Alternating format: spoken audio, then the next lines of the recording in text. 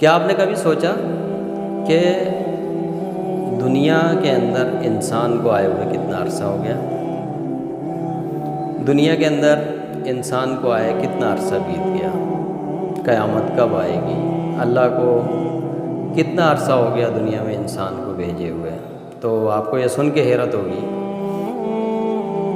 اس کے لیے ہمیں بائبل کو دیکھنا پڑے گا۔ بائبل جو ہے وہ سب سے پرانی مذہبی تاریخ کی آپ کتاب اگر اس کو سمجھ لیں، بائبل کے اندر اللہ کا کلام بھی موجود ہے، بائبل کے اندر لوگوں کے ذاتی فلسفے بھی موجود ہیں، ذاتی قیاس اور خیالات بھی موجود ہیں، اور اللہ کا کلام بھی موجود ہے۔ بائبل مجموعہ ہے۔ بائبل کو اگر دیکھا جائے تو اس کے اندر آدم علیہ السلام کو بھیجے جانے کا یا آدم علیہ السلام کا جو وقت کا تعین کیا گیا ہے وہ تقریباً 10,000 سال ہو چکے ہیں۔ آدم کو آئے 10,000 سال گزر چکے ہیں۔ اگر آدم کو آئے 10,000 سال گزر چکے ہیں، اس کے علاوہ ہمارے پاس کوئی تاریخ نہیں ہے دنیا میں انسان کو کب بھیجا گیا، کتنا عرصہ بیت گیا۔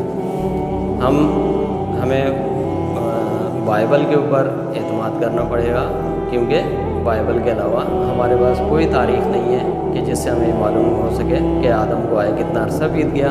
تو بائبل کے مطابق آدم کو آئے 10,000 سال ہو گئے، اور آپ جانتے ہیں کہ اللہ کا ایک دن 50,000 سال کا دن ہے۔ یعنی بات یہ سمجھ میں آئی اس سے کہ آدم علیہ السلام کو دنیا کے اندر آئے ہوئے اللہ پاک نے جو آدم کو بھیجا، دنیا کے اندر انسان کو بنایا، اس کو ابھی ایک دن بھی نہیں بیتا۔